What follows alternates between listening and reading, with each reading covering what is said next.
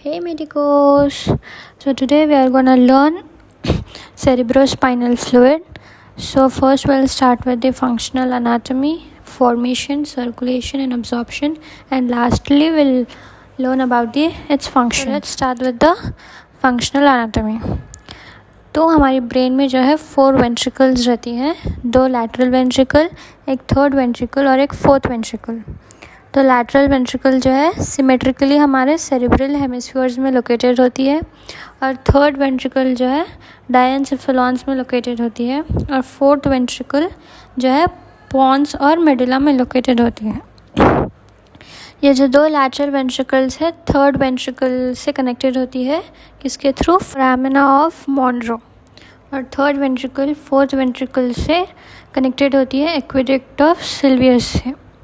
Fourth ventricle जो है हमारी स्पाइनल कॉर्ड इंटर करती है और continues as central canal in the cord.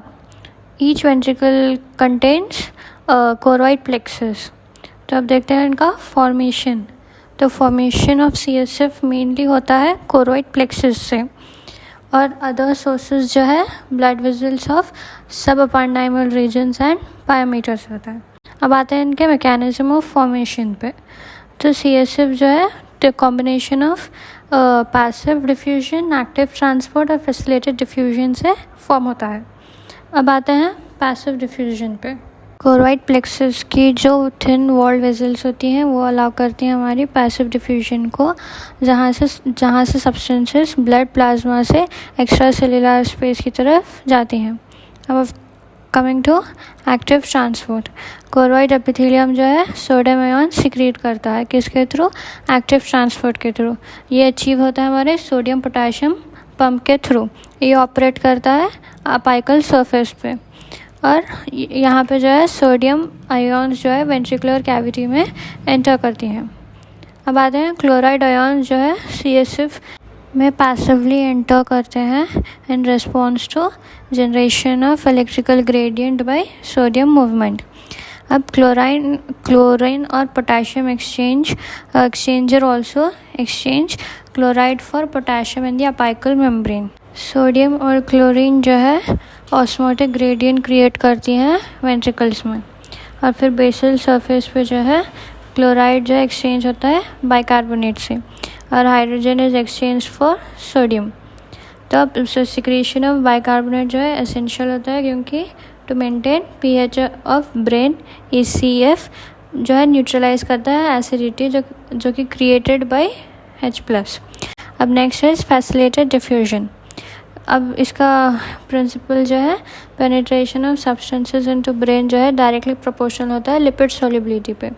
अब जो आयोनाइज्ड कंपाउंड्स होती हैं जैसे कि हेक्सोसिस और अमाइनो एसिड्स वो इनसॉल्युबल होती हैं लिपिड्स में, तो वो एंटर करती हैं फैसिलिटेटेड डिफ्यूजन से जो कि स्टीरियो स्पेसिफिक होता है, यानी carrier binds with only with solute having specific configuration.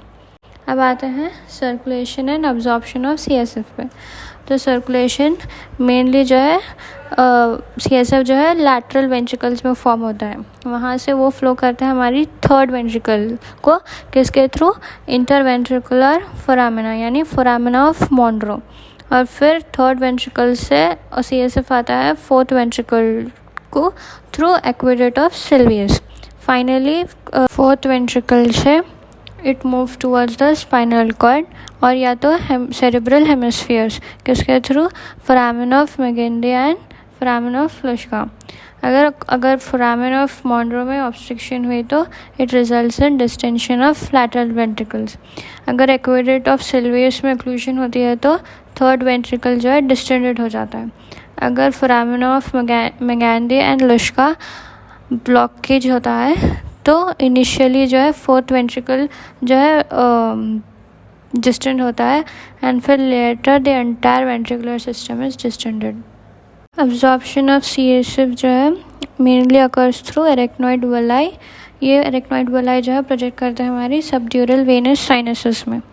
जो अब दो मेन फैक्टर जो है फैसिलिटेट करते हैं वो CSF की मूवमेंट को, एक है ऑनकोटिक प्रेशर और एक है हाइड्रोस्टैटिक प्रेशर। अब जो है सबएरेक्नोइड स्पेस जो स्पाइनल कॉर्ड के अराउंड CSF वहाँ जाता है नीचे की तरफ, और ऊपर की तरफ जो है सेरेब्रल हेमिस्फीयर्स की तरफ जाता है, और रूफ ऑफ द फोरामिना, और रूफ ऑफ द फोरामिना से CSF पहुँचता है हमारी सेरेब्रो मेडुलरी एंड पोंटाइन सिस्टम्स पे, और फिर उधर से inferior surface of cerebrum, inferior से फिर superior lateral surface of the cerebrum, और वहाँ से फाइनली एरेक्नॉइड वेलाई, एंड फिर एरेक्नॉइड वेलाई कहाँ पे प्रोजेक्ट करती है हमारी सुपीरियर सजाइटल साइनस पे। तो ये हमारा circulation and absorption of CSF। अब आते हैं हम फंक्शंस ऑफ CSF पे। तो CSF का जो है मेन फंक्शन होता है हमारी ब्रेन को प्रोटेक्ट करना फ्रॉम मैकेनिकल इंजरी। ब्रेन जो है हमारे CSF में फ्लोट करता है, इसीलिए जो है ब्रेन का weight is decreased about 50 gram from its actual weight. ये होता है because of the effect of buoyancy, और due to higher specific gravity जो है ब्रेन जो है इजीली फ्लोट कर सकता है CSF में rather than resting on the skull box. और जो दूसरा फंक्शन है वो प्रोवाइड करता है micro environment for brain cells. हम नेक्स्ट फंक्शन है रोल इन होम्योस्टेसिस। CSF जो है इनडायरेक्टली इन्वॉल्व करता है हमारी regulation of respiration, blood pressure, water intake and visceral function. अब नेक्स्ट फंक्शन है removal of proteins and waste products. हमारी ब्रेन और स्पाइनल कॉर्ड में जो है लिम्फेटिक चैनल्स नहीं होती हैं, तो CSF जो है प्रोटीन्स और मेटाबॉलिक वेस्ट जो है निकालता है, specially hydrogen, lactate, carbon dioxide, किसके थ्रू? सिंक एक्शन के through. So that's all guys, hope you like the video, comment and share.